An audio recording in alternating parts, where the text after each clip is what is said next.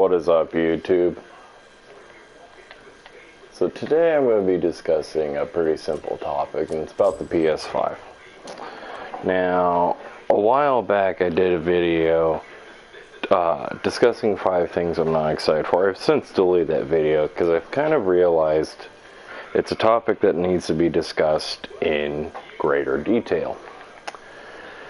And so I'm probably going to go over every one of those topics in greater detail. And now, the thing with the PS5, it's pretty real simple, is Sony is kind of on their console plan, so to speak. So the PS1 was, what got everything started. PS2 was just an improvement on the PS1 in every aspect. The PS3 was meant to compete directly with the 360. It had every feature the 360 didn't, all bundled in with the console rather than being separate things that you have to buy separately. Well, the PS4, they're all about selling live services.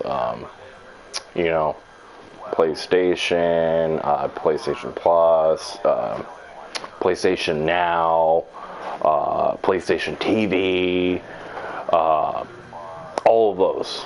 They're selling all of those. They're even selling a PlayStation credit card now to go with those. It's a live service. Okay, that's what they're going after. And that's okay.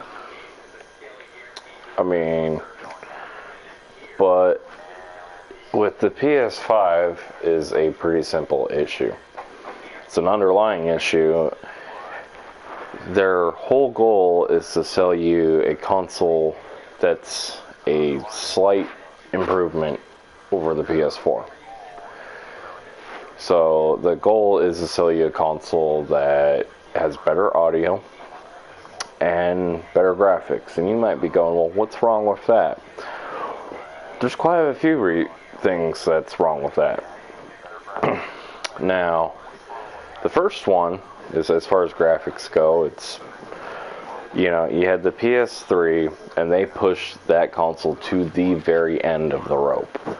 They pushed that console all the way up, where they're still releasing games for it, all the way up into, the PS4's starting point. They're releasing, you can even play Destiny 2 on the PS3. They pushed it to the absolute max as far as graphics goes, and performance and everything. And if you look at some of the early development games of the PS4 and compare them to some of the latest development games of the PS3, graphics and audio wise, they're very close. They're very similar. As a PS3 owner, I feel like I got quite a bargain out of my PS3. In fact, I still play my PS3. I still play my PS2. I still play PS1 games on my PS2. Now, I can't really say that's going to be a thing with the PS4. Now, it's not to say that the PS4 is a bad console. It's a great console. But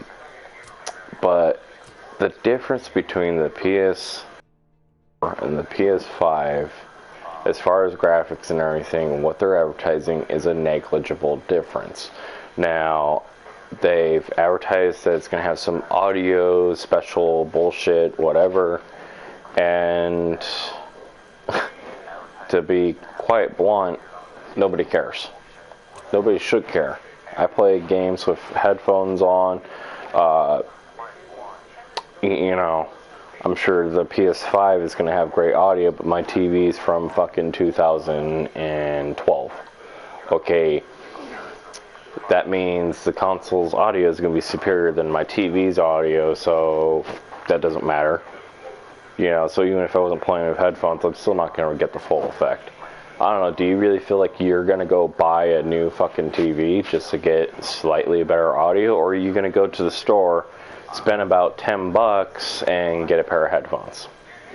In fact, as far as audio goes, You know, there's nothing wrong with my voice. There's no skipping. There's no lag. There's no problem with audio right now. And I'm talking to you from a pair of Sony headphones. Now, the interesting thing with the PS4 is, well, quite simply, any Sony product works on the PS4, including their headphones, just like right now.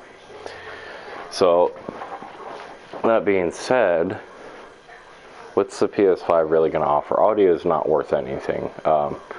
Graphics, well, we're at the point where graphics are so good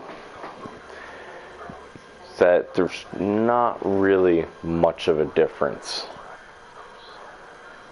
We've reached and now the PS4 has not been pushed to its full potential yet.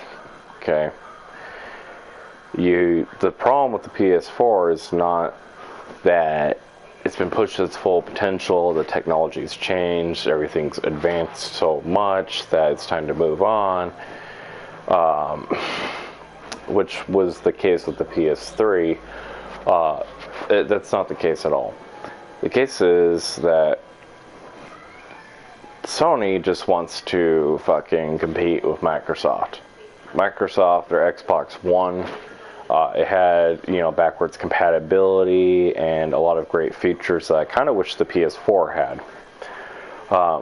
But its game library was extremely lackluster, very small and whatnot, and it was very hard for Microsoft players to get a lot of games, whereas, you know, with Sony, they were giving you free games every month. In fact, 2 free games every month. Kind of cool. Now, that being said, Microsoft has moved on to their next console. Oof, Jesus. Now, the reason why they moved on is because they're hoping to get, you know, an expanded library, to get, you know, a better amount of games, and for technological improvement. Because Xbox One was the most powerful console they could make, and it still got, as far as performance goes, blown out of the water by Sony. You know, just superior Japanese engineering all around. Now, where they had the advantage, they quickly lost. Xbox One had the advantage in the number of games and the games you could play and everything. And Sony just started investing and doing things like, you know, Sony exclusive items, or Sony exclusive games, or Sony exclusive games for a whole year, but then everybody else gets it a year later. They started doing shit like that, just kind of pissing off Microsoft. So Microsoft's moving on to their next console. Now, Microsoft is smart. They learned a lot of things from their console. They learned that yes, having downloadable backwards compatibility, compatibility is a good thing. They learned that they need to expand upon that, and they need to add live services, and they did. So now, when you have games, and you want to fucking get more games, well, if you own a copy for Xbox One or for 360, you'll have a free copy for the next console. That's really cool, especially if you pre-ordered Cyberpunk 2020 for the Xbox. That's extremely cool. So, Sony's not doing that. You know, so you get the PS5, you're going to spend $800. It's going to be about $800. It's going to be like the PS3 when it first came out, and the PS4. They're going to try to make a negligible difference, and they're going to try to offer you a cheaper console that does not have a CD drive, the ability to read a physical copy of the game, and that's probably going to be $500, you know. So they're trying something to save you a little bit of money, but you know, it's like, okay, great, but I like the options of both, and I don't feel like the options of both is a $300 difference. Now, so audio is out the window, gaming library is out the window. You know, you're basically going to buy this brand new console, have fucking nothing. But you have graphics, but, you know, graphics, that's a negligible difference. You know, they've been spouting and talking about ray tracing or anything, and that's something that the PS4 itself can do to a limited extent. Now, do I think the PS5 will be overall superior to the PS4? Yes, I do. But I also think that the PS4 has not fully been used yet. And I think at the latest extent of its usage, when it's pushed to the absolute max, I think people are going to realize that the PS5 is a waste of fucking money. Now, this is coming from a guy who's owned a PS1, PS2, and a PS3 as soon as they came out. You know, I grew up on that shit. I'm a Sony fucking fanboy. Okay, I have a PC, I have an Xbox, I have a Nintendo. You know, and my first console was Nintendo, but I prefer Sony. But yeah, I'm not buying the PS5. I'm not even remotely interested.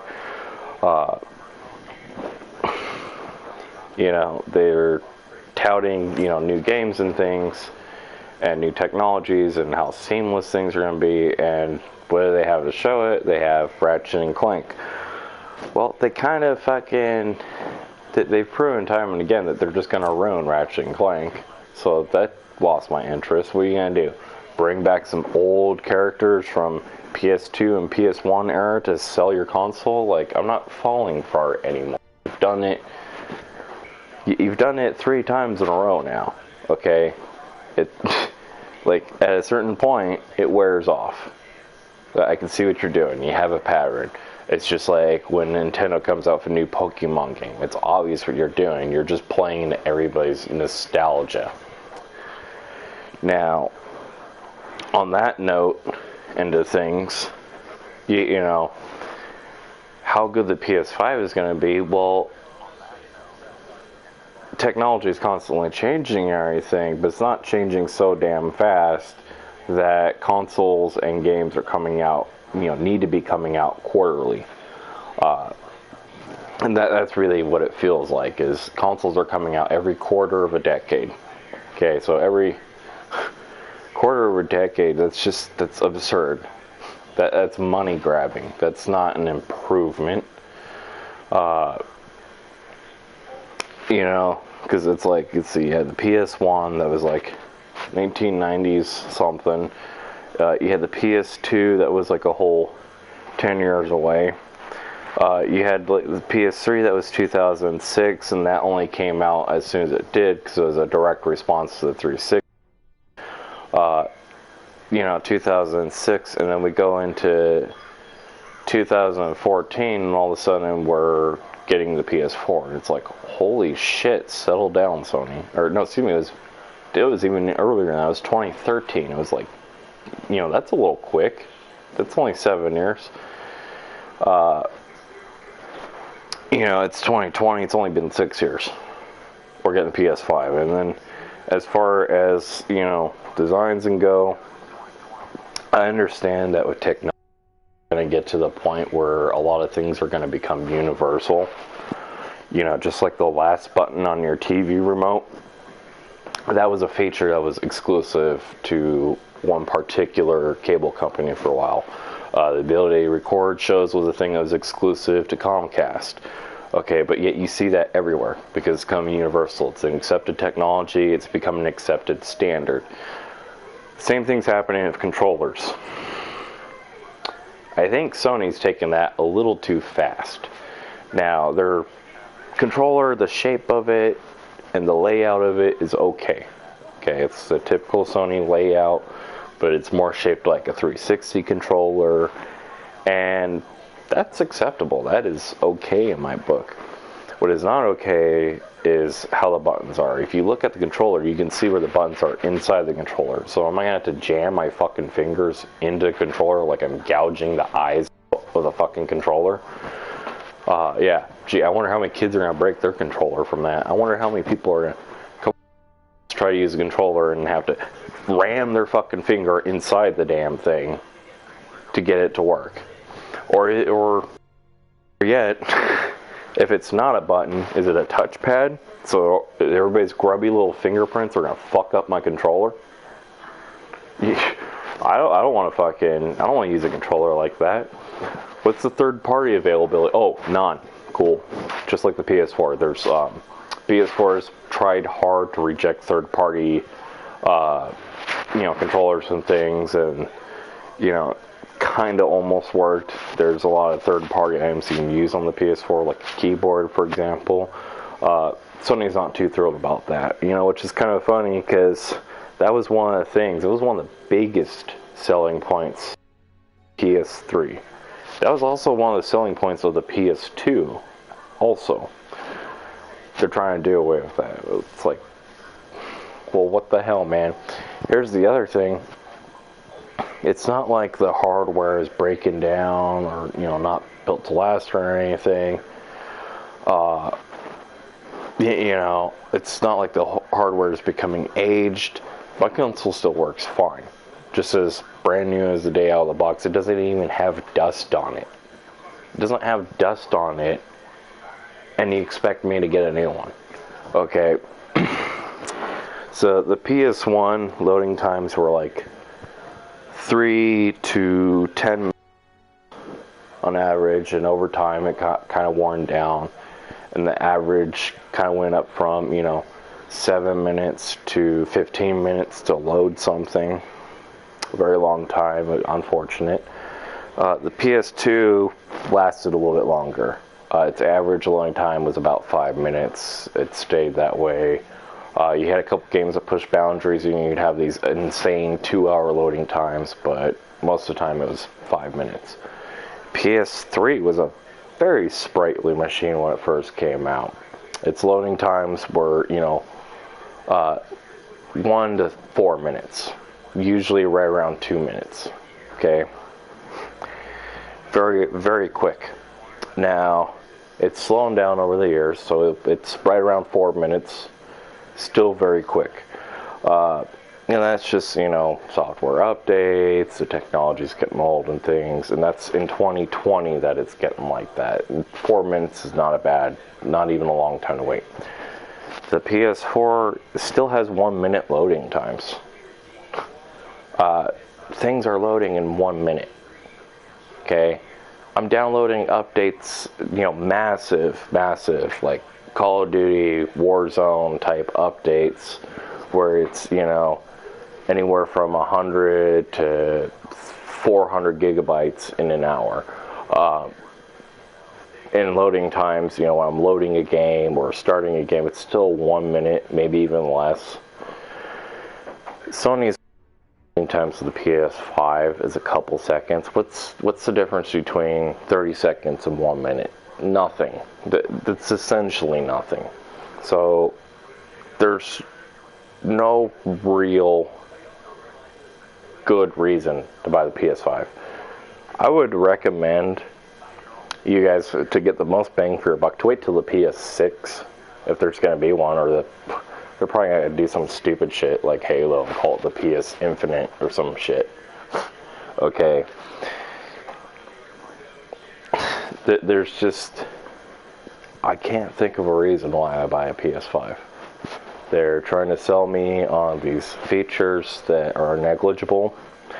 They're showing me games that I've essentially already seen.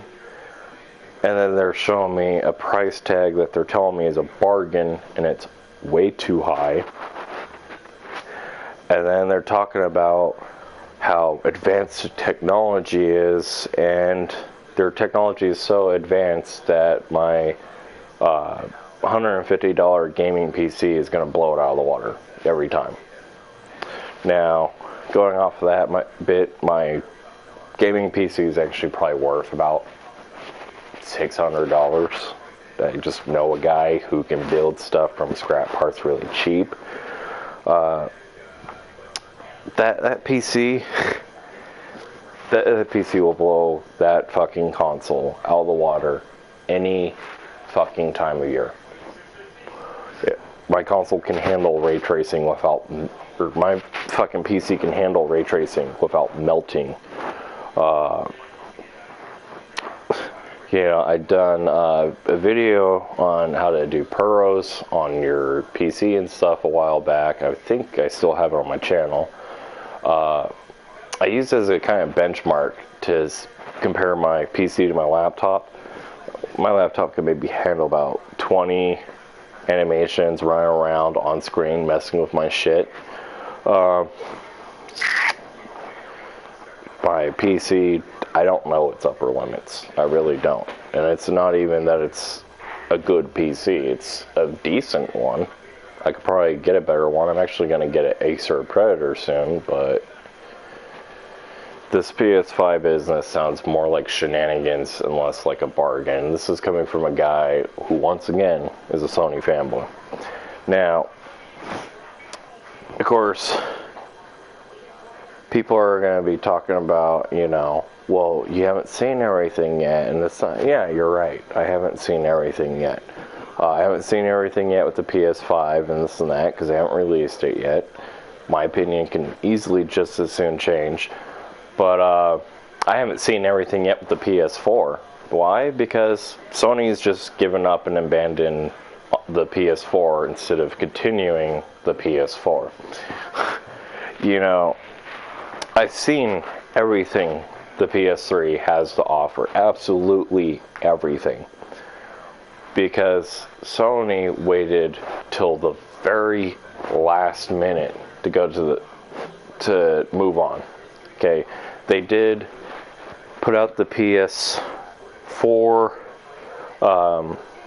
sooner than the PS5 or the PS3 being done, but they continued to support the PS3. They continued to push boundaries. They released Destiny 1, and I believe they even released Destiny 2. They kept releasing games for that console all the way up to 2015. And, yes, that's 5 years ago, but it was to the point where the PS3 just couldn't handle anymore. But they still haven't given up on the PS3 because they're still making money off of it. So you can still play online for free on the PS3. PlayStation Plus, PS4, that's kind of expensive. I mean, yeah, it's $70 for a whole year. But you gotta also factor in, compare that to the 360s, $50 for a whole year. And it really is like $50 for a whole year for Xbox Gold. You can see it jump in price by about $20. PS5, PlayStation Plus, they're going to have it the same price, or people are not going to want it. Or they're going to have to raise the price for both consoles, and either way that's going to piss people off. So if they raise the price from $70 a year to, say, $150 a year, well, in the grand scheme of things, it doesn't sound like a lot of money, but am I really getting so much from PlayStation Plus that I want to pay that extra money? I mean, yeah, I get a free game on PlayStation Plus, once a month, or maybe 2 free games. But usually those are games that are super out of date, or that I've already played, or I already own a copy of. For example, World War II was one of the free games. Now I have 3 copies of that. Like, what am I going to do with that? So that being said, PS5 might not even offer an equal as far as live services go. They might offer a discount version because that's not their main focus. Their focus is loading times that are negligible and audio that is negligible. And I'm kind of starting to see a trend where Sony is just pumping shit out as fast as they can to make as much money as they can. And they're starting to do that with some of their games too. And honestly, the quality's gone down. You can't even split screen anymore, for Christ's sakes. realistically, not only am I not getting the PS5, depending on how the pricing goes with PlayStation Plus, I might just be going back to the PS3 because online's free and the games for the PS3 are great.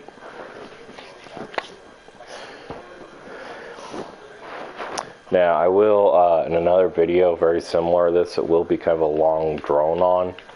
I will be talking about the Xbox and their stuff that I'm also not excited for and I could really give a shit less about.